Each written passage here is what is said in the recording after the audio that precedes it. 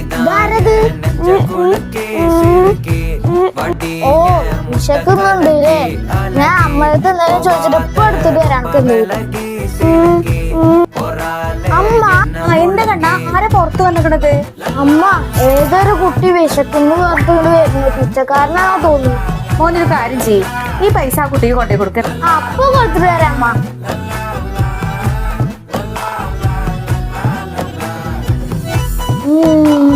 നാളെ ഇതെടുത്തോ, ഇത് കൊണ്ട് പൊക്കാം.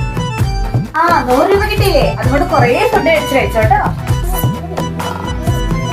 എന്താടാ അവൻ എന്തേ പറഞ്ഞോണ്ടിരിക്കണേ? അമ്മ അവൻ പറയുന്നത് അവന് 100 രൂപ പോലെ ഇനി പൈസ ഈശ്വരാ, ഇനി പൈസ വേണമെന്നോ? നിങ്ങളുടെ പിച്ചക്കാരന് തന്നെ കൊടുത്തോ. ഇതിന് സംസാരിച്ചറിയായിരുന്നു.